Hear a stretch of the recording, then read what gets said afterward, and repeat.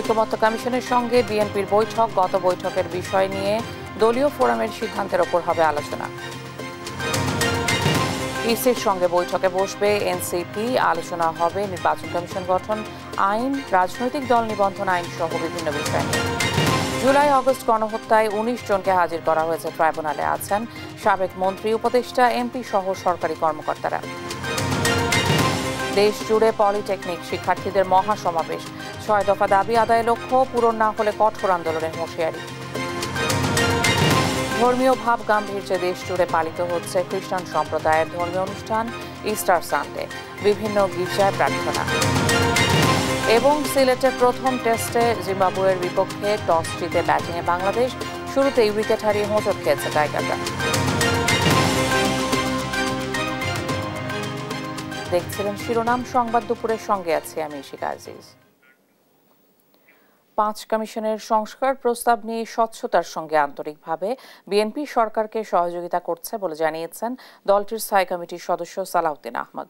রোববার সকালে জাতীয় ঐকমত্য কমিশনের সঙ্গে সংসদ ভবনের এলডি হলে আলোচনায় অংশ নিয়ে এ কথা জানান তিনি। বলেন, গেল সংলাপের বিষয়গুলো দলীয় ফোরামে আলোচনার পর যে সিদ্ধান্ত এসেছে তা আজ তুলে ধরবে। সরকারকে সব ধরনের সহযোগিতা করবে বিএনপি। ৫ কমিশনের সংস্কার প্রস্তাবের আলোচনা আজ শেষ হওয়ার আশা জানান তিনি। এর আগে গেল ২৩ মার্চ আনুষ্ঠানিকভাবে সংস্কার প্রস্তাবনা জমা দেয় বিএনপি।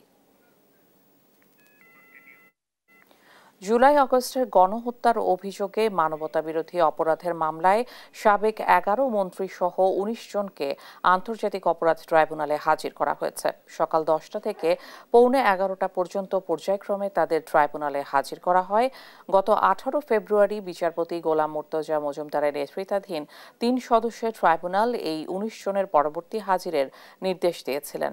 একই সঙ্গে তাদের বিরুদ্ধে মানবতাবিরোধী অপরাধের মামলার তদন্ত প্রতিবেদন দাখিলের জন্য ২০ এপ্রিল পর্যন্ত সময় দিয়েছিলেন ট্রাইব্যুনাল। আজ সাবেক ১১ জন মন্ত্রী আনিসুল হক, আমির হোসেন আমু, শাহজাহান খান, কামরুল ইসলাম, অবসরপ্রাপ্ত লেফটেন্যান্ট কর্নেল ফারুক খান, আব্দুর রাজ্জাক, রাশেদ খান মেনন, হাসানুল হক ইনু, কামাল আহমেদ মজুমদার, গোলাম দস্তগীর গাজী ও ডাক্তার দীপমণিকে হাজির করা হয়েছে। এছাড়া সাবেক একজন প্রতিমন্ত্রী জুনায়েদ আহমেদ পলক, সাবেক প্রধানমন্ত্রীর ২ জন উপদেষ্টা সালমান এফ রহমান ও তৌফিক ইলাহি চৌধুরী, সাবেক বিচারপতি শামসুদ্দিন চৌধুরী মানিক, সাবেক স্বরাষ্ট্র সচিব জাহাঙ্গীর আলম, সাবেক এমপি সোলাইমান সেলিম, সাবেক আইজি আব্দুল্লাহ আল মামুন এবং সাবেক সেনা কর্মকর্তা অবসরপ্রাপ্ত মেজর জেনারেল জিয়াউল আহসানকেও হাজির করা হয়েছে ট্রাইব্যুনালে।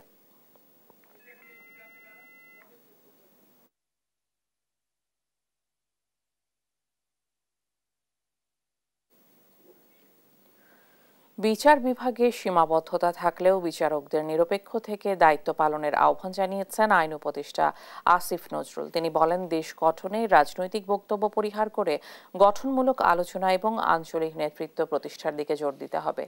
রোববার সকালে বিচারকদের পেশাগত দক্ষতা ও মূল্যবোধ গঠনের সহকারী জজদের জন্য বিচার প্রশাসন প্রশিক্ষণ ইনস্টিটিউটে শুরু হয়েছে ৫০তম বুনিয়াদী প্রশিক্ষণ কোর্স। উদ্বোধনী আয়োজনে তিনি আরও বলেন, বিচার বিভাগে সীমাবদ্ধতা থাকলেও সে বাস্তবতা মেনেই সর্বোচ্চ চেষ্টা চালিয়ে যেতে হবে বিচারকদের। আগের সরকারের সময় প্রশিক্ষণ ইনস্টিটিউটে রাজনৈতিক বক্তব্যের প্রভাব থাকলেও এখন এই প্রতিষ্ঠানকে এমনভাবে গড়ে তুলতে হবে যাতে উপমহাদেশের অন্যান্য দেশ থেকেও প্রশিক্ষণার্থীরা বাংলাদেশে আসতে আগ্রহী হন। অনুষ্ঠানে বিচারকদের কোনো ধরনের আর্থিক দুর্নীতিতে না জড়ানোর আহ্বান জানানো হয়। পাশাপাশি বলা হয়, সুবিধা না থাকলেও দায়িত্ব পালনে পিছপা হওয়া যাবে না। এছাড়া কোটা সংস্কার আন্দোলনের সময় গ্রেপ্তার হওয়া ১৭ বছর বয়সী শিক্ষার্থী হাসনাতুল ইসলাম ফায়াজের মামলার তদন্ত দ্রুত শেষ করার সুপারিশ করেন আইন উপদেষ্টা ডক্টর আসিফ নজরুল। তিনি বলেন, ৮ মাসেও মামলার ১৬৪ ধারার জবানবন্দি প্রত্যাহার না হওয়া উদ্বেগজনক।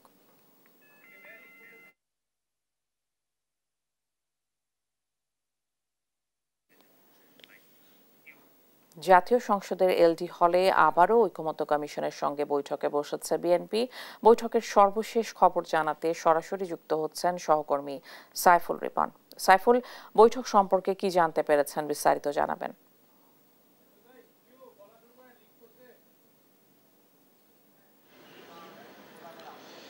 বেলা ১১টায় আজকের এই বৈঠকটি শুরু হয়েছে এবং বিএনপির স্থায়ী কমিটির সদস্য নজরুল ইসলাম খানের নেতৃত্বে এই সংস্কার কমিশনের জাতীয় ঐকমত্য কমিশনের যেই বৈঠকটি সেই বৈঠকে অংশগ্রহণ করেছে বিএনপির প্রতিনিধি দল এবং জাতীয় ঐকমত্য কমিশনের সহসভাপতি আলী রিয়াজের এই বৈঠকে সভাপতিত্ব করছেন এবং এই বৈঠকটি মূলত গেল বৃহস্পতিবার 17 এপ্রিল যে বৈঠকটি হয়েছিল বিএনপির সাথে জাতীয় ঐকমত্য কমিশনের সেই বৈঠকেরই ধারাবাহিকতা এবং গেল বৃহস্পতিবার বৈঠক শেষে কিন্তু বিএনপির পক্ষ থেকে এক ধরনের অভিযোগ করা হয়েছিল যে জাতীয় ঐকমত্য কমিশন যেই 166টি বিষয়ে বিএনপির মতামত নিয়েছিল সেই মতামতের জায়গাগুলোতে কিছু কিছু জায়গায় নৈর্ভিত্তিকভাবে যেই প্রশ্নের উত্তর চাওয়া হয়েছিল সংস্কারের বিষয়ে সেই সংস্কারের বিষয়ে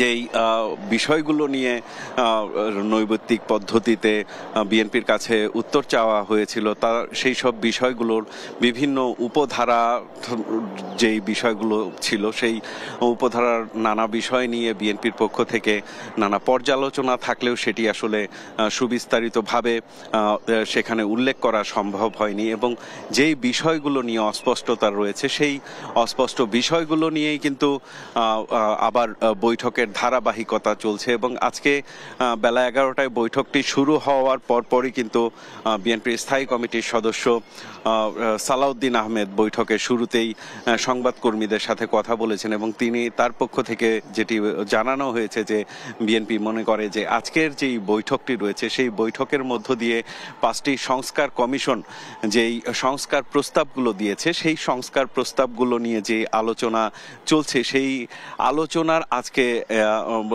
সমাপ্তি ঘটবে এমনটি কিন্তু প্রত্যাশা বিএনপির পক্ষ থেকে করা হচ্ছে এবং বিএনপির স্থায়ী কমিটির সদস্য সালাউদ্দিন আহমেদ যেটি বলেছেন যে গেল বৃহস্পতিবার আলোচনার যেই বিষয়বস্তুগুলো নিয়ে দলীয় ফোরামে আলোচনা হয়েছে স্থায়ী কমিটির সদস্যরা যেখানে মতামত দিয়েছেন এবং নীতি নির্ধারণী পর্যায় থেকে দলের যে অবস্থান সিদ্ধান্ত নেওয়া হয়েছে সেই সিদ্ধান্তগুলো কিন্তু আজকের বৈঠকের মধ্য দিয়ে জাতীয় ঐকমত্য কমিশনকে জানানো হবে এবং বিএনপির স্থায়ী কমিটির সদস্য সালাউদ্দিন আহমেদ যেটি বলেছেন যে জাতীয় ঐকমত্য প্রতিষ্ঠার জন্য যেই ধরনের সহযোগিতা প্রয়োজন সেটি কিন্তু স্বচ্ছতা এবং আন্তরিকতার সাথে বিএনপির পক্ষ থেকে করা হচ্ছে এবং ন্যূনতম সংস্কারের যে ঐক্য সেই সংস্কার নিয়ে যে ঐক্য সেই ঐক্যর জায়গা তৈরি হবে এমনটি কিন্তু প্রত্যাশা জানানো হয়েছে এবং রাষ্ট্রপতি প্রধানমন্ত্রীর ক্ষমতার ভারসাম্য সহ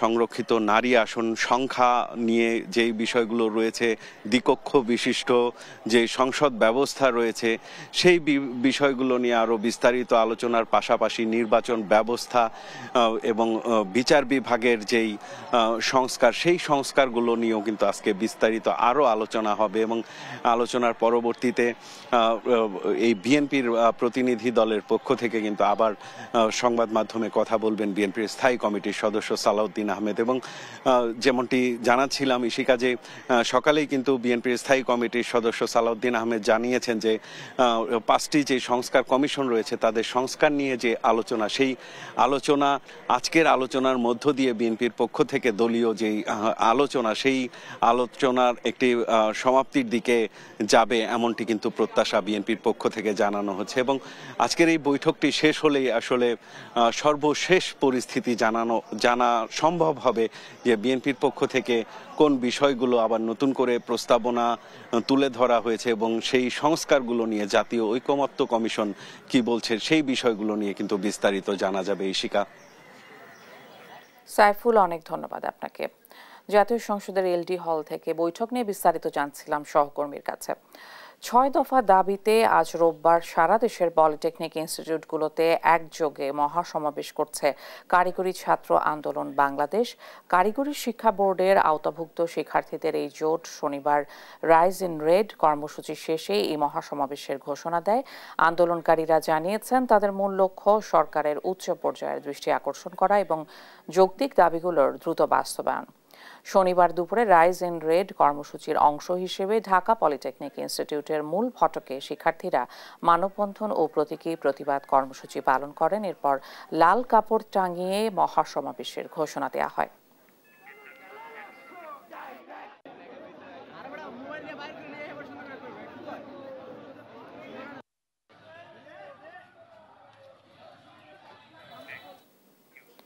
কারিগরি ছাত্র আন্দোলনের কেন্দ্রীয় কর্মসূচির অংশ হিসেবে কুমিল্লা পলিটেকনিক ইনস্টিটিউটের সাধারণ শিক্ষার্থীরা সমাবেশ করছে। সেখানে রয়েছেন সহকর্মী সুমন কবির। সরাসরি চলে যাচ্ছি তার কাছে। সুমন, কি পরিস্থিতি এই মুহূর্তে সেখানে?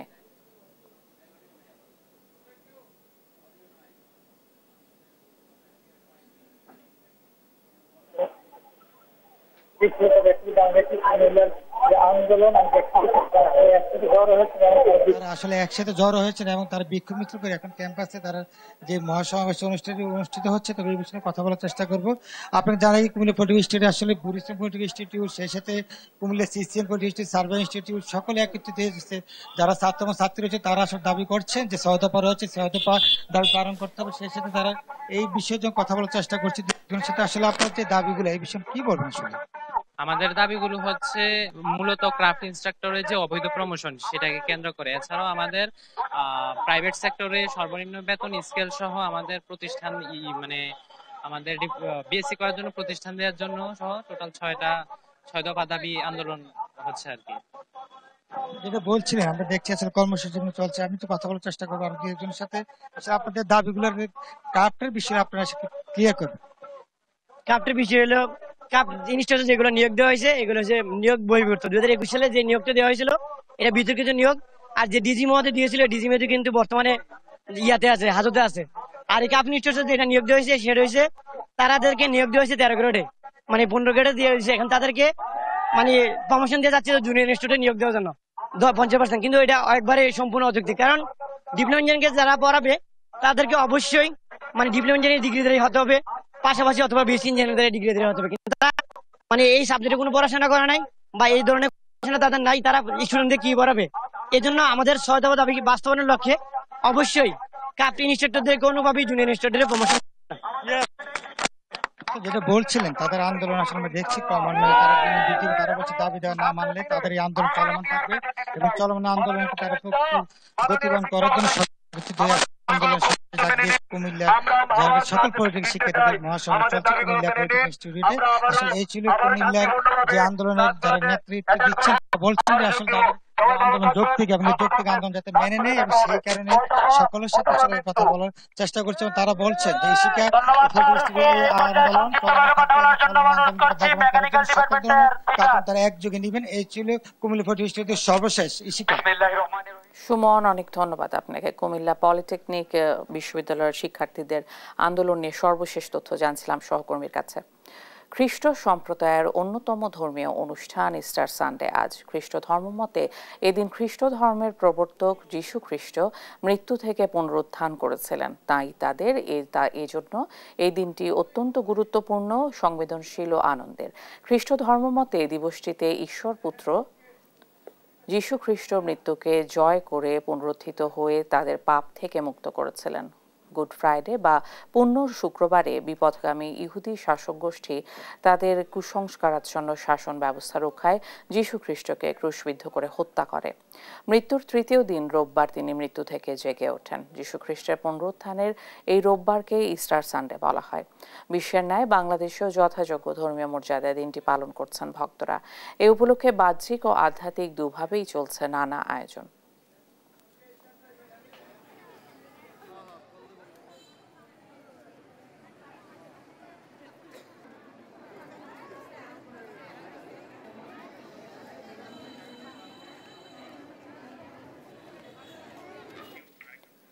বিশ্বজুড়ে পালিত হচ্ছে স্টার সানডে। নানা রীতি রেওয়াজ মেনে স্টার পালনে ব্যস্ত সময় পার করছেন বিশ্ববাসী। এটি শুধুই উৎসব নয়, বরং একটি বিশ্বাস ও মানবতার প্রতীক, যা উদযাপিত হয় যীশু খ্রিস্টের মৃত্যুর 3 দিন পর তাঁর পুনরুত্থানের স্মরণে। এই উৎসবে অংশ নিয়েছে রাশিয়া এবং ইউক্রেনও। তবে যুদ্ধবিরতি ঘোষণা দিয়েও তা ভঙ্গ করে রাশিয়া হামলা চালিয়েছে বলে অভিযোগ কিয়েভের।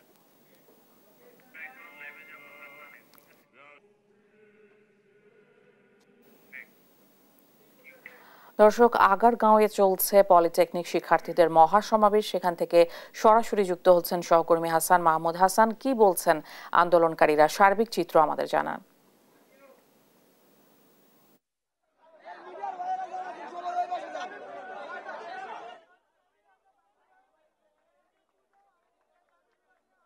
এই ইশিকা, আপনাকে ধন্যবাদ। যেমনটা বলছিলেন যে পলিটেকনিক স্টুডেন্টরা আজকে কিন্তু আমরা দেখছি যে তাদের মহাসমাবেশ শুরু করছে। এর আগে আমরা গত কয়েকদিন ধরে আমরা দেখছিলাম যে পলিটেকনিকের স্টুডেন্টরা তাদের 6 দফা দাবিতে কর্মসূচি পালন করছে এবং তারা এর আগে বিভিন্নভাবে রাস্তায় অবরোধ কর্মসূচি পালন করেছে এবং সেই সব কর্মসূচি আসলে সফল না হওয়ার কারণে আজকে সারা দেশে তারা মহাসমাবেশ কর্মসূচি ঘোষণা করেছে এবং তাদের যেটা দাবি সেটি হচ্ছে যে 6 দফা দাবি, সেই 6 দফা দাবি যতক্ষণ পর্যন্ত পূরণ হবে ততক্ষণ পর্যন্ত তারা রাস্তা থেকে সরে যাবেন না, এমনটা কিন্তু এখানকার শিক্ষার্থীরা বলছেন। এবং আজকে যে তাদের কর্মসূচি সেটি কিন্তু শুধু ঢাকার সীমাবদ্ধ না, ঢাকার সব 64 জেলায় কিন্তু যেসব সরকারি বেসরকারি পলিটেকনিক রয়েছে সেগুলোতে কিন্তু তারা এই কর্মসূচি পালন করছে এবং তারা এর আগেও কিন্তু কয়েক দফা এই কর্মসূচি পালন করেছে এবং সেই সব দাবি দেওয়া নিয়ে কিন্তু এখন তারা রাস্তা অবরোধ করে রেখেছিল এবং সেখানে বড় ধরনের জনদুর্ভোগ তৈরি হয়েছিল। এবং আমরা একজন শিক্ষার্থীর সাথে একটু কথা বলতে চাই, যিনি আমরা দুজন আপনি একটু বলবেন যে আপনাদের 6 দফা দাবিগুলো একটু আরেকবার বলুন। 10ম গ্রেড নিয়ে আমাদের এই দাবি আর কি। তারপর আমাদের এই যে ক্রাফট ইনস্ট্রাক্টর পদে নিয়োগ দেওয়া হয়েছে, এখানে যারা আমাদের এই যে এসএসসির পরে আমাদের এই জুনিয়র ইনস্ট্রাক্টর পদে তারা যোগ দিতেছে, এই পদ দিয়ে এখানে তারা কেন? তারা হবে আমাদের জুনিয়র, তারা আমাদের মামা হবে, তারা কেন আমাদের এখানে এসে তাদেরকে আমাদের ছাড় ডাকতে হবে? এই নিয়ে আজকের আন্দোলন। আমরা এই নিয়ে আজকে দীর্ঘ 8 মাস ধরে আমরা আন্দোলন করতেছি, কিন্তু এর কোনো আমরা ফলাফল পাই নাই। তারা আমাদেরকে আশ্বাস দিয়েই যাচ্ছে যে আমাদের দাবিগুলো মেনে নেওয়া হবে, এরকম বলে ওই দিন সচিবালয়ে আমাদেরকে। আমরা দেখছিলাম যে বিক্ষোভ কর্মসূচি কিন্তু এই মুহূর্তে তারা এর আশেপাশে একটি ছোট বিক্ষোভ কর্মসূচি পালন করছে এবং তারা একটি মিছিল নিয়ে যাওয়ার চেষ্টা করছে। শিক্ষার্থীরা যেটা বলছে যে তাদের যে 6 দফা দাবি, সেখানে ল্যাব ইন্সট্রাক্টর পদে যে নিয়োগ সেটিকে তারা 10ম গ্রেডে তারা শুধুমাত্র পলিটেকনিক স্টুডেন্ট অর্থাৎ ডিপ্লোমাধারীদেরকে নিয়োগের যে দাবি সেটি কিন্তু করছেন এবং এছাড়া তাদের যে 6 দফা দাবিগুলো ছিল সেই দাবির ব্যাপারে এখন পর্যন্ত আসলে প্রশাসনের পক্ষ থেকে তেমন কোনো অগ্রগতি পাননি। ফলে এখন পর্যন্ত তারা যত এই সরকারি প্রশাসনের পক্ষ থেকে কোনো ধরনের অগ্রগতি না থাকার কারণে কিন্তু তারা এই আজকের যে বড় বিক্ষোভ কর্মসূচি ঘোষণা করছে এবং তারা আশা করছেন যে প্রশাসনের পক্ষ থেকে তাদেরকে আশ্বস্ত করা হলে তারা রাস্তা অবরোধ যেটি কর্মসূচি দিয়েছে সেটি কিন্তু তারা তুলে নেবে। এখন পর্যন্ত তারা কিন্তু রাস্তা ছাড়ছে না এবং শেরেবাংলা নগরে ঢাকা মহিলা পলিটেকনিক ইনস্টিটিউটের যে সামনে যে রাস্তাটি রয়েছে অর্থাৎ যেটি নতুন রাস্তা নামে পরিচিত, সেই রাস্তায় কিন্তু ঢাকার এবং ঢাকার আশেপাশে সরকারি বেসরকারি যেসব পলিটেকনিক ইনস্টিটিউট রয়েছে সেগুলোকে তারা এখানে জড়ো হয়েছে এবং ঢাকার বাইরে যেসব পলিটেকনিক রয়েছে তারা নিজ নিজ জেলায় আসলে তাদের কর্মসূচি পালন করবে সেটি কিন্তু এখন পর্যন্ত তারা বলে দিয়েছে।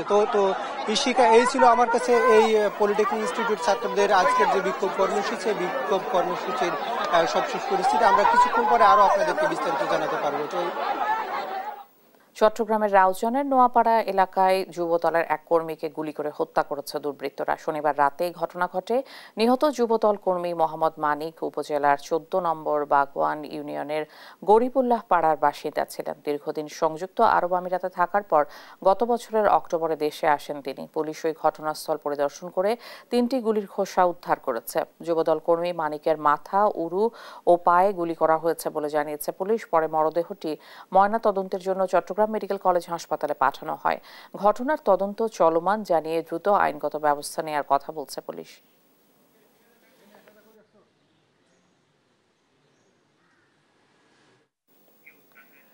টাঙ্গাইলের ভুয়াপুরে নিয়ম নীতির তোয়াক্কা না করেই ভূমি অফিসার আওতাধীন সরকারি গাছ কেটে ফেলছেন এসিল্যান্ড। এ নিয়ে আরো জানাতে যুক্ত হচ্ছেন সহকর্মী অভিজিৎ ঘোষ। অভিজিৎ, আপনার সাথে বন বিভাগের কথা হয়েছে কিনা, কি বলছেন তারা? জি ইশিকা, আমি রয়েছি টাঙ্গাইলের ভুয়াপুর উপজেলার যে ভূমি অফিস রয়েছে সেই ভূমি অফিসের সামনে একটি পুকুরের পাড়ে।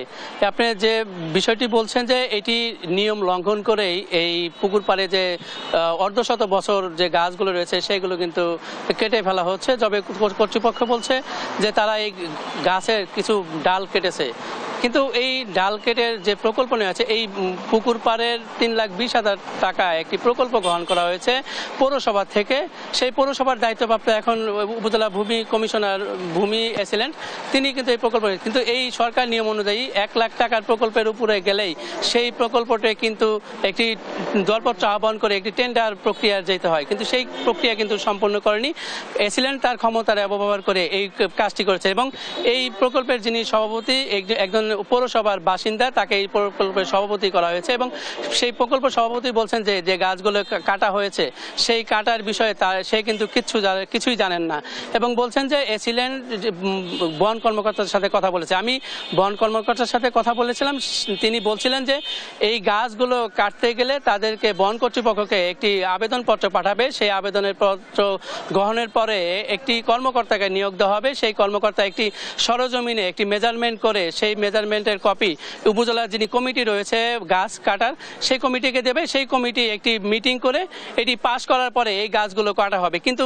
এই যে প্রক্রিয়া, সেই প্রক্রিয়া কিন্তু অনুসরণ করা হয়নি এবং এই প্রক্রিয়া না অনুসরণ করে এই গাছগুলো কাটা হয়েছে। তাদের স্থানীয়রা বলছেন যে এই যে পরিবেশ নষ্ট করে যেভাবে গাছগুলো কাটা হয়েছে, অর্ধশত বছর গাছ, সেটিতে এই যে পুকুর পাড়ের যে সংস্কার, এটি কিন্তু সার্থক হবে না। এবং পাশাপাশি বলছেন যে এই উপজেলাতে যে সরকারি কমিশনার ভূমি এসিলেন্ট রয়েছে, তার বিরুদ্ধে কিন্তু এর আগেও একাধিকবার একটি অভিযোগ রয়েছে, যেটা হচ্ছে যে এটাকে সম্প্রতি এই ভূয়াপুর উপজেলার 40টি বালুরঘাট রয়েছে, সেই 40টি বালুরঘাটের মধ্যে সে একটি বালুরঘাট তিনি জব্দ করেছিলেন এবং সেইখানে 1,20,000 সেফটি ঘনফুট বালুকে তিনি 26 লাখ ঘনফুট বালু দেখিয়ে নিলাম প্রক্রিয়া করেছিলেন, যেটি নিয়ে অভিযোগ রয়েছে। ভুক্তভোগী যারা রয়েছেন তারা বলছিলেন যে এইখানে নিলামের প্রক্রিয়াতে তিনি বড় ধরনের টাকা লেনদেন হয়েছে, যে কারণে তিনি এই প্রক্রিয়াটি সম্পূর্ণ করেছিলেন। এবং এছাড়া গতকাল একটি অভিযোগ দায়ের করেছে এই এসিলেন্টের বিরুদ্ধে একটি কেন্দ্র সচিব যিনি রয়েছেন,